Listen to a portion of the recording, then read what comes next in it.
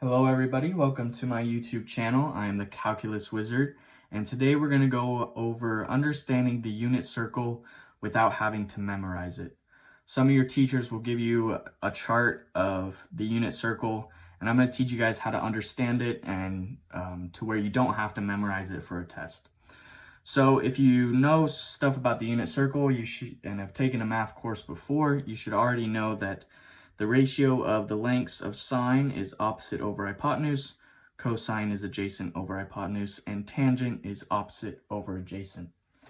So in order to understand the unit circle, we're going to have to know three right triangles. And these three right triangles are really easy to understand, and I'll teach them to you right now. So our first right triangle, we're going to start with pi sixth. Okay, and pi 6, because it's our smallest angle that we're going to have to know, the opposite length is going to be 1. Our adjacent length is going to be square root 3. And our hypotenuse for all of these triangles are just going to be 2. So next we're going to go into our pi fourths triangle. And these are all right angles, by the way. Our pi fourths triangle is probably the easiest triangle to memorize. The opposite and adjacent lengths are both square root 2. And then we're going to go into our last triangle, which is our pi thirds triangle. And our pi thirds triangle is related to our pi sixth triangle because all the insides of a right triangle have to add up to 180 degrees. And so we know that this side is going to be our pi sixth because 30 degrees plus 60 degrees plus 90 degrees equals 180 degrees.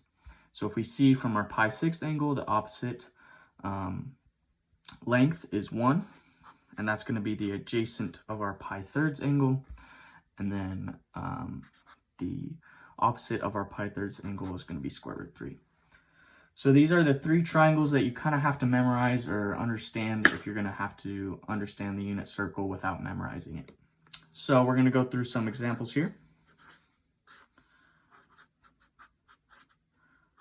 We're going to first do sine of 5 pi over 6. In order to understand this, we need to know where 5 pi sixth is located. So 1 pi sixth is going to be in our first quadrant. 2 pi sixth is in our first quadrant. 3 pi sixth is going to be our pi halves. Okay, and that's just the y-axis. 4 pi 6 is going to be in our second quadrant, and 5 pi 6 is going to be in our second quadrant as well. Okay, because we know over here, 6 pi 6 is just pi, and that is our x-axis. Okay, so I'm going to blow this triangle up for you guys. Our inside angle is going to be pi 6 because we only need to go one more pi 6 in order to get to 6 pi 6, which is our pi. Okay, and our opposite length for pi 6 is going to be 1.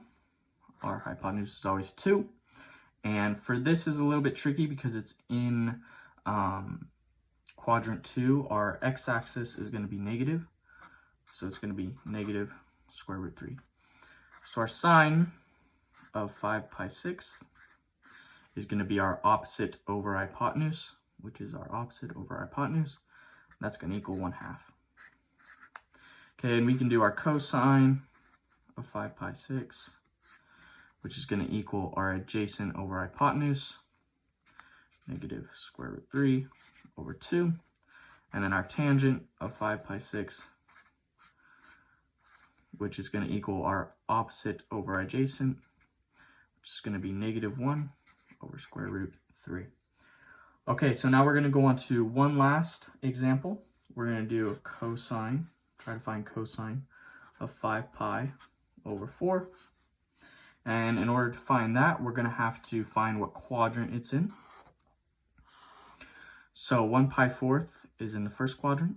2 pi fourths is our y-axis. 3 pi fourths is in our second quadrant. 4 pi fourths is our pi. And 5 pi fourths is the next pi fourths after our pi. So I'm going to blow this triangle up for you guys. I'm going to write it this way. Okay, we know that our x-axis and our y-axis are going to be negative in this. So both of our x's and y's, our square root 2's are going to be negative. Our hypotenuse is always positive. It's always a positive 2. So our cosine of this angle, 5/4, cosine is adjacent over hypotenuse, 5/4 angle, which is going to be negative root 2 over 2. Our sine is just going to be the exact same, negative root 2 over 2. And then our tangent of this angle, 5/4, is going to be 1 because negative root 2 over negative root 2 is 1. So I hope you guys learned something. If you have any questions or comments, please put them in the comment section below. Like and subscribe, and have a great day.